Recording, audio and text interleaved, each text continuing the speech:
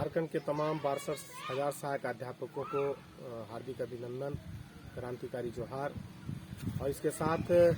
सहायक अध्यापक संघर्ष मोर्चा के सभी नेतृत्वकर्ता को क्रांतिकारी जोहार। साथियों, मैं आप सबों से अपील करना चाहता हूं और मैं कहना चाहता हूं कि जिस तरह से आए दिन सहायक अध्यापकों का संगठन कमजोर होता जा रहा है आपसी वर्चस्व की लड़ाई में, अपने अहंकार में, उसको अब समाप्त करने का समय आ गया है। अगर आप अपना अस्तित्व बचाना चाहते हैं, सहायक अध्यापकों के भविष्य को बेहतर बनाना चाहते हैं, तो अब समय आया है कि आप एक मंच आने का प्रयत्न करें, एक जगह पर बैठने का प्रयत्न करें और सारे अहंकार को, सारे स्वार्थ को आप त्याग करके ईमानदारी पूर्वक, निष्ठा पूर्वक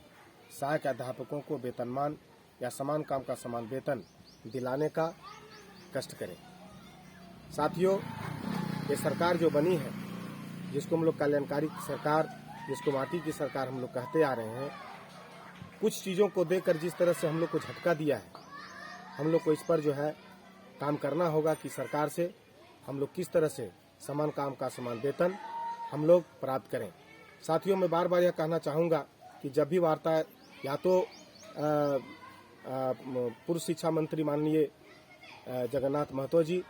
या बैद्यनाथ महतो जी से जो हम लोग का, बैद्यनाथ राम से जो हम लोग की वार्ता हुई, उस वार्ता में साफ नजर आया कि जो यहाँ के पदाधिकारी हैं, जो यहाँ के शिक्षा सचिव हैं या जितने भी लोग हैं, वो मिल करके कहीं ना कहीं हमको कोर्ट का हवाला दे करके या हमारा जो रोस्टर क्लियरेंस का मामला ला करके कहीं ना कहीं वेतनमान देने को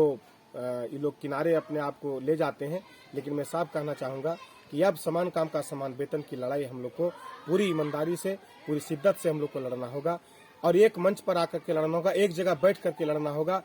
यहाँ टेट, आकलन,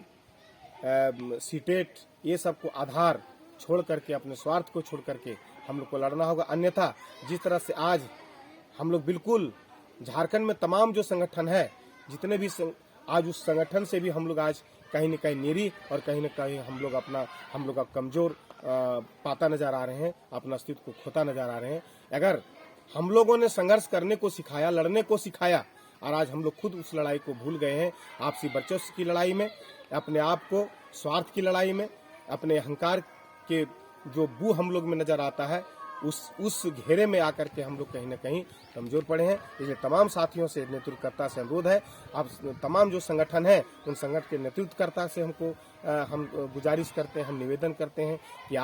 हम लोग सभी मिल करके और एक जगह बैठ करके एकदम बिल्कुल पूरी शिद्दत के साथ, पूरी ईमानदारी के साथ हम लोग अपनी लड़ाई को, समान काम का समान वेतन के जो मांग है, उसको हम लोग पुख्ता करें और हम लोग आगे बढ़ें। तभी जाकर हम लोग का अस्तित्व बचेगा, तभी जाकर हमको समाज में हम अपना जो है समाज में हम इज्जत पाएंगे, समाज में हम कहीं ना कहीं ठोर पाएंगे, वरना हम लोग को एक बदतर स्थिति होती जाएगी, हम कहीं के नहीं रहेंगे। इसलिए